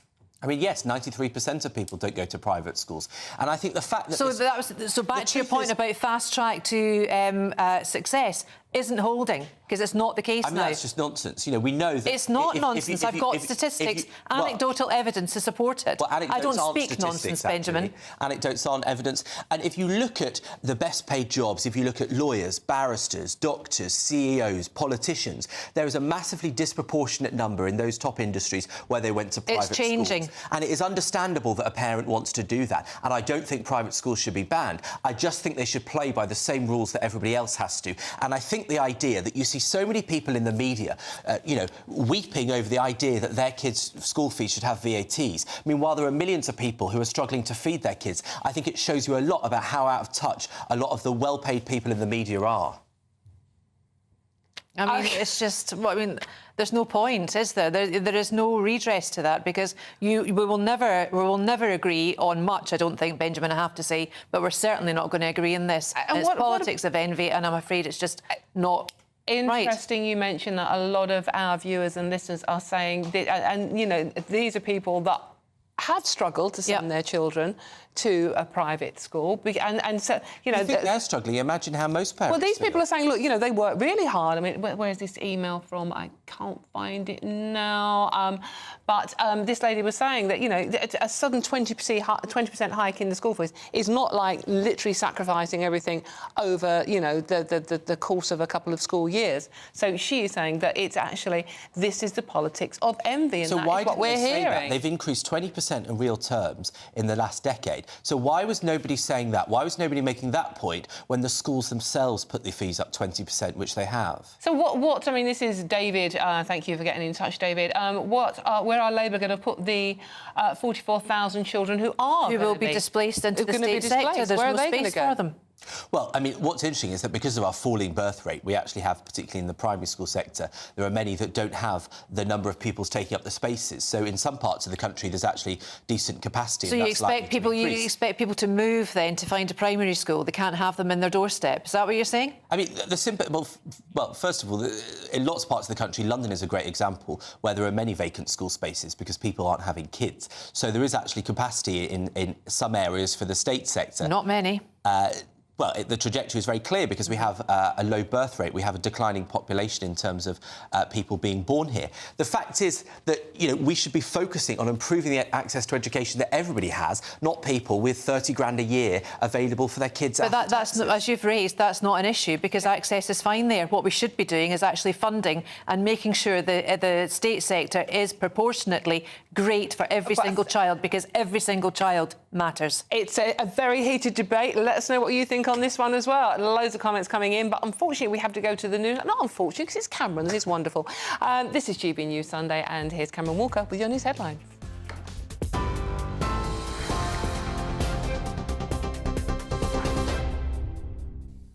Dawn, thank you. It's 2:30. I'm Cameron Walker here in the GB newsroom. Now, more on that breaking news. 12 people have been injured during turbulence on a flight from Doha to Dublin. Dublin Airport said emergency services, including airport police and their fire and rescue department, met the Qatar Airways flight after it landed safely as scheduled shortly before 1 o'clock this afternoon. 6 passengers and 6 crew were injured when flight QR017 was flying over Turkey. We will keep you up to date on this story as it develops. To other news now, compulsory national service for 18-year-olds will come into force if the Conservative Party wins the next general election. The Prime Minister says young people will be given a choice between 12 months in the armed forces or 1 weekend a month volunteering in their community. Labour describes it as a headline-grabbing gimmick. More than 500 migrants have crossed the Channel in small boats this bank holiday weekend. Home Office data shows that 227 people crossed illegally from France yesterday. It follows another 288 arrivals in 5 boats on Friday. It takes the total so far this year to nearly 10,400. In Ukraine, at least 4 people are dead and dozens of others are injured after Russian missiles hit a crowded DIY store in Kharkiv. According to the regional governor, 16 people are still unaccounted for after the bombardment, which left a crater several metres deep. Meanwhile, the Duchess of Edinburgh has written in the Sunday Times today about her recent trip to Ukraine, highlighting survivors' stories of war-related sexual violence.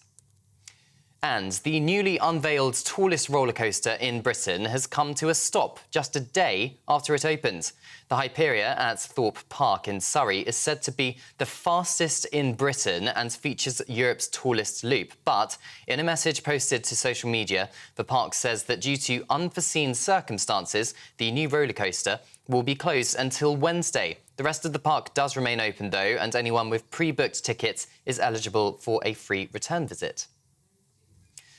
For the latest stories, sign up to GB News Alerts by scanning the QR code on your screen or go to gbnews.com/alerts.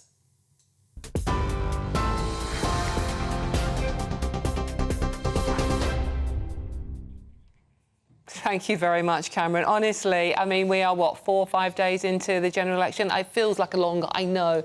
But we have Sir Ed Davey. Evidently, he's in a bus. There's a sea of orange waiting to greet him. He's in a bus, evidently. I mean, a battle bus. You can see it there. It's a very, very... If you're listening on the radio, it's bright orange and yellow with, what's that on the side? Hearts on the side. Well, why? So Ed Davey is now waving at us getting off his battle bus. And hopefully at some point is going to speak to us. There is a good crowd to... Why do they have such battle buses? This has never, ever ceased to amaze me. Election campaign battle bus. A major moment in our campaign. We've been waiting for it. They've got to move left. Go the other way.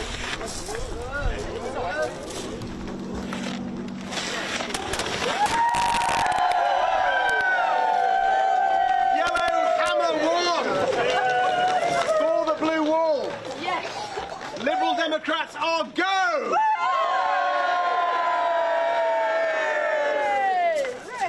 Thank you very much. I just want to make a little speech.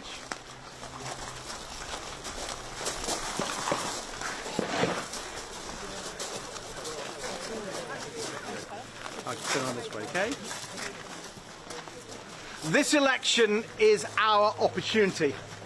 Our chance to kick this out-of-touch Conservative government out of office. Our chance to elect great Liberal Democrat MPs to be strong local champions for their community. Our chance for change in our country. Our chance to get a fair deal that people so deserve. Already in this election campaign, I've been to Surrey, I've been to Cheltenham, I've been to Eastbourne, I've been to Chichester, I've been to Winchester, and now I'm here in South Cambridgeshire. And people across the blue wall are saying they are fed up of this out-of-touch Conservative government. They're fed up of being let down. And they know that a vote for the Liberal Democrats in so many parts of the country, like the blue wall, can get rid of the Conservative government. They are struggling with the cost of living, with high energy bills, with mortgages and high rents, with high food bills, and they're fed up of the Conservatives not helping them. They're worried about loved ones, waiting for hours for ambulances, days and weeks for a GP appointment, months for urgent cancer treatment. And they're fed up of the Conservatives having plunged our NHS and care into crisis. They're angry with the water companies being allowed to pump their filthy sewage into our rivers and onto our beaches. And they're fed up with Conservative MPs voting to allow that to continue. And they want change, and they want the Conservatives out. And they know in places like South Cambridgeshire, that means voting Liberal Democrat. And if you vote Liberal Democrat in South Cambridgeshire, you get a great local champion, Pippa Heylings. And indeed, in so many seats, you'll get a great Liberal Democrat champion who will fight for you. But they'll also get rid of the Conservatives and do something very special.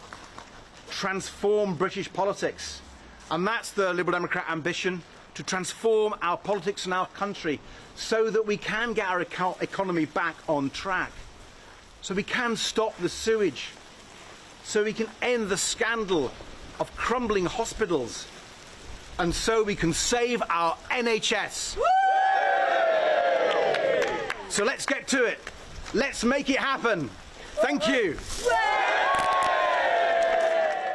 OK, well, that was Sir Ed Davey there unveiling his battle bus.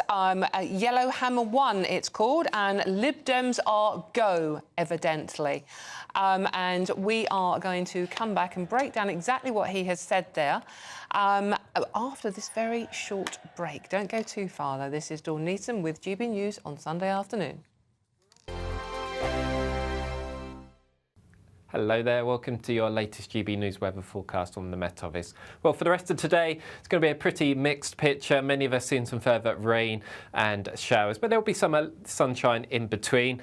All courtesy of this area of low pressure, and unfortunately it's not going to go very far during the rest of this bank holiday weekend, maintaining a rather unsettled theme. So for the rest of this afternoon, many of us seeing some rain and showers. The showers heavy in places, risk of thunder. There are various warnings in force from the Met Office as we go throughout the course of today. In any sunshine, though, it won't feel too bad out there, especially across the south. We'll see highs here reaching around 19 or 20 degrees. So into this evening, across Scotland, we see a rather cloudy and damp picture, especially across more northern areas. Further south, maybe a few brighter spells to end the day, but here we see the risk of some thundery downpours, so there are warnings as we go through the course of the evening. Northern Ireland also seeing the risk of a few thundery downpours, similar across parts of England and Wales, but across the south, the showers should start to begin to fade away as we head towards the end of the evening. So going into the rest of the night, many parts of England and Wales turning a bit drier and clearer, where across parts of Northern Ireland and Scotland remaining quite cloudy here with some further outbreaks of rain. In the clearer skies, we may well just see temperatures fall into single figures, but further north generally staying above 10 degrees. So we start bank holiday Monday off on a fairly bright and sunny note across eastern and central parts of England. Elsewhere, plenty of cloud around and still some outbreaks of rain for Scotland and Northern Ireland. Showers developing further south too, but these should be a little bit lighter compared to today. The main focus of any heavy and thundery rain will be across the far northeast of Scotland. Temperatures around average for the time of year.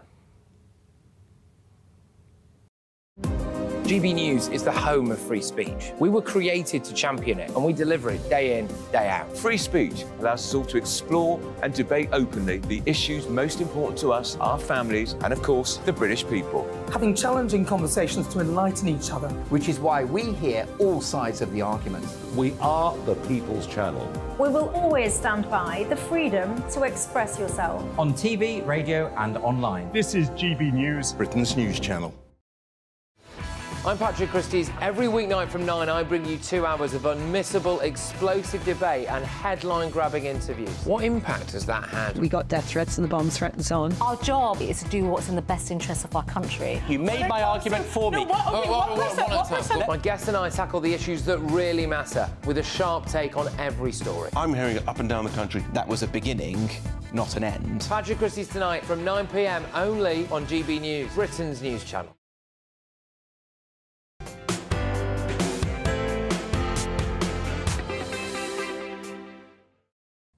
Welcome back to GB News Sunday with me, Dawn Neeson. Hope you're having a wonderful weekend out there. Now, GB News presenter Gloria Del Piero has travelled last week to the Dog and Parrot pub in Eastwood to take voting intentions ahead of the general election.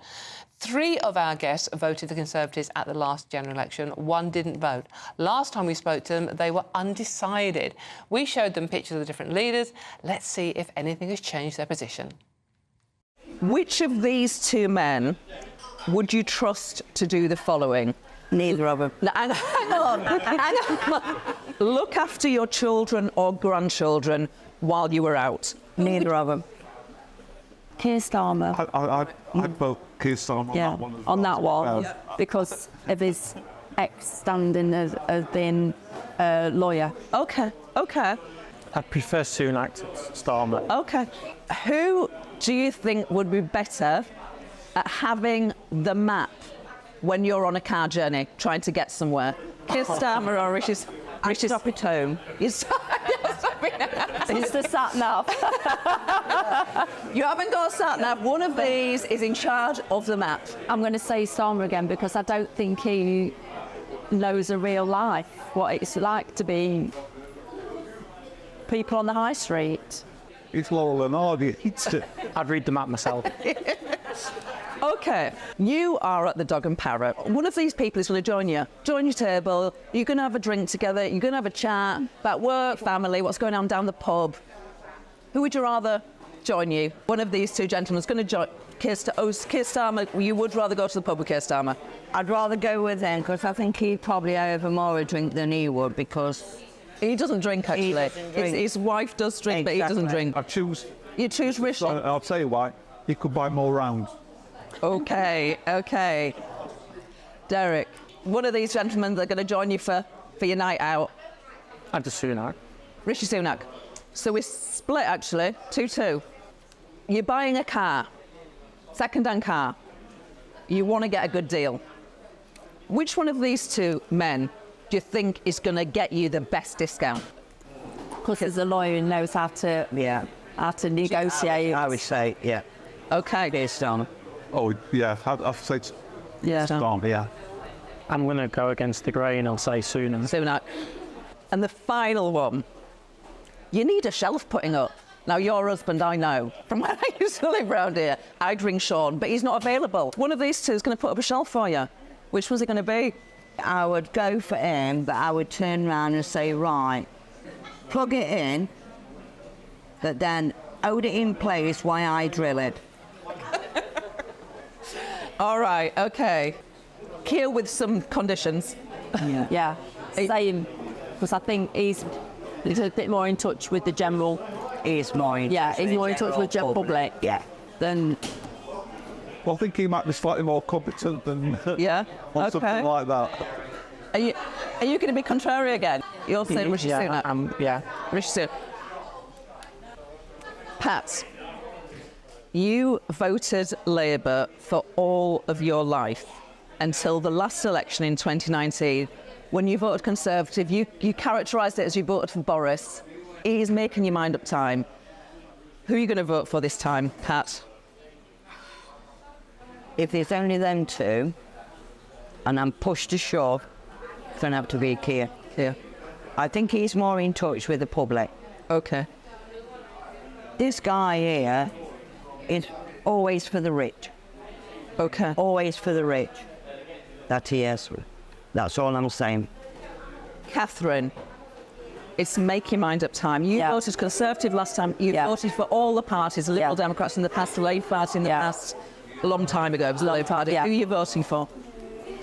This time, I think I'd have to go out of the 2. It's got to be Keir Starmer. It just needs fresh eyes, fresh people, because 14 years we've just the country is just going down and down and down and down and down. It's absolute. So we need some fresh blood in, and the only way of fresh blood out of the 2 of them is Keir Starmer. What is remarkable, I just want to, for viewers who haven't seen you before, we've done this 3 or 4 times. This is the 3rd or 4th time. And every time I've asked you that question, you've either said neither of them or I don't know, not give me an answer. You've given me an answer. That's really significant. Rob, and Derek, you are our first timers. You haven't voted Labour for about 2005, so nearly 20 years. It's general election day. Who are you going to... One of these men is going to be Prime Minister. I mean, you could vote for one of the third parties. I'm waiting, the Rwanda thing. Yeah? Whether that will take off or not. If it takes off, I might go with Sunak. With Sunak. So but if it doesn't, right, then I might vote for Starmer. Really interesting. If he stops those balls, but I don't think he'll. I don't think he will. Right. You know, to be honest, I don't think he will. I don't think it will happen. So I'll probably end up voting for Mr. Starmer. But they need to do something. Something needs to be done, and I want to say this country is in absolute chaos. From the day he got in, basically, what has he done? Nothing. Nothing. We've got homeless people, veterans on the streets. When it was COVID, they put him in a hotel. What did they do once COVID was over? They kicked him back out on the street. We've got crime rate going up with knives and guns, young'uns being killed, murdered, you name it, left, right and centre. What's he doing? Nothing. The economy is shot. They're wanting people that haven't worked to work longer to try and make the economy better. You can't do that all the time. What they're going to want us to do, go out in a coffin when the day we retire? No, it's wrong. No. Derek, you haven't voted for ages. Probably... Are you going to sit this one out as well? I probably am, yeah. Yep. Because I think, and I agree with what Pat's just said, that I think there needs to be a change in some new blood, and a change of faces and. But you're not going to vote. No, because I think. You can't vote. Yeah, you should vote. Who would you be happy with if you were? You know, you're going to wake up. Somebody's going to be Prime Minister. One of these two. If I had to choose between them, I'd probably vote Sunak. Right. Interesting. And these two will complain that I didn't give you the option. Is there any chance that instead of voting for either of these two, you'll go, screw it, I'm going to either vote Reform or the Liberal Democrats? I'd go Reform. You might do? I might do. So if it was the choice between these two, you'd vote him for Keir Starmer? Yeah. But he's not nailed on. You wouldn't rule Reform out? I wouldn't, no. I'd be happy with a coalition between them and the Reform and Labour. Is there any chance you'd vote for him? Depends on the manifesto that comes out. Exactly what he comes out. Okay. Would either of these two, could either of these two get your vote instead of the two main parties? If he worked with the Conservatives. Oh, so if he worked... If those two work together, I might switch and go that way. Interesting. Well, he's ex-Conservative anyway, isn't he? Yeah. He left it. Yeah. Yeah. Otherwise, I'll probably vote Labour, or unless something's done about the votes, which I don't think will happen. Fascinating. Brilliant. I think we are going to continue this conversation after, but I think if any of these people wanted some advice, then they would be hard-pressed to come anywhere better than to come to the Dog and Parrots in Broxtowe and listen to you guys. Pat, Catherine, Rob, Derek, thank you. Well, there's Gloria in a pub for you on a Sunday afternoon. Well, why not? This is GB News. It's Sunday afternoon. Hope you're having a smashing bank holiday weekend. But we have got pints in front of us as well now here, and find out why we're all losing our heads over them. All of that, much more to come. This is GB News at Britain's News Channel. Don't go too far.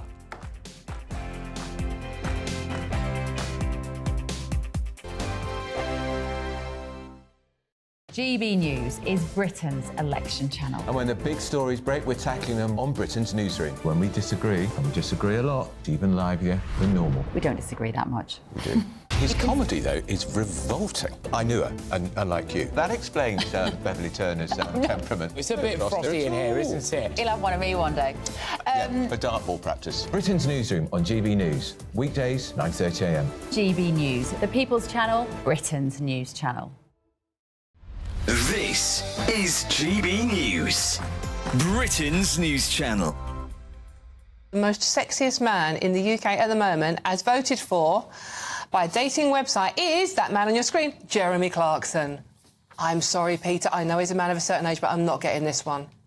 Are you not? No. This is another reason for an old wrinkly like me to be deeply joyous. Hope springs eternal. He's grey-haired, he's balding, he's got a bit of a pot belly, he's quite tall.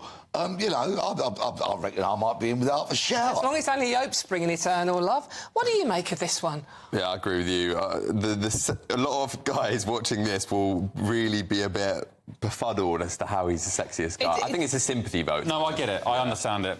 But he's got a sense of humour, and he's got plenty of money. But what's there to understand? How is he the sexiest man? I'll tell you why. Because he's and I say this as a bloke, he's a man's man. He gets stuck in, he's involved, he's practical, he's physical. Does that make him funny, sexy, though? He's got money. I think men these days, if you ask me, too effeminate.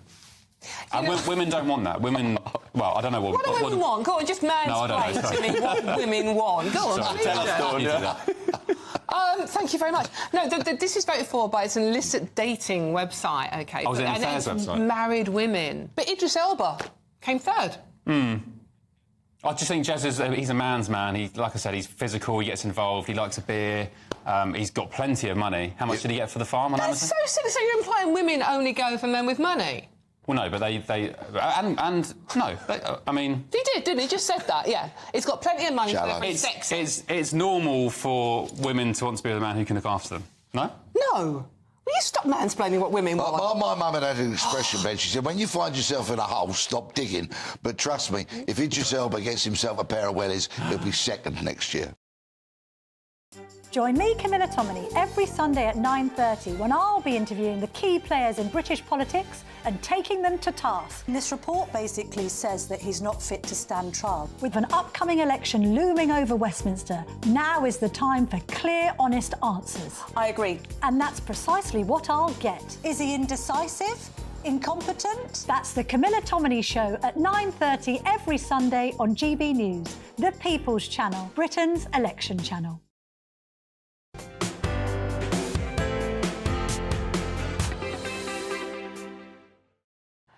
Hello, welcome back. This is GB News Sunday. If you don't know it by now, you're in trouble. I'm Dawn Neeson. This is a bank holiday Sunday lunchtime.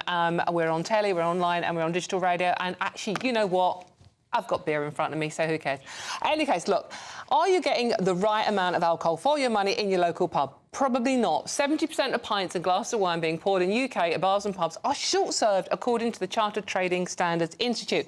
It's calculated this meant an average beer drinker was losing around £88.40 a year, while a wine drinker was losing £114 a year. So let's see what my panel make of this. As I give them our, OK, 3 drinks in front of me, right? That one's overfilled, this one isn't filled quite right, and that one's definitely underfilled. So, according to you, like Benjamin's getting that one. Claire Muldoon's getting that one because they've both been brilliant, thank you very much. I'm getting this one. So, all it is for me to say, cheers, thank you so much for watching. Have a lovely bank holiday weekend.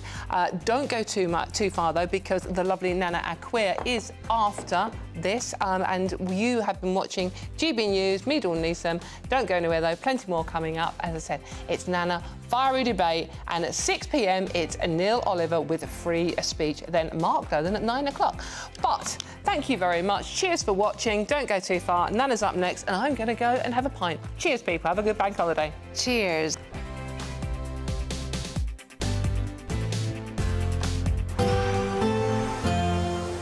Looks like things are heating up. Boxed boilers, sponsors of weather on GB News. Hello there, welcome to your latest GB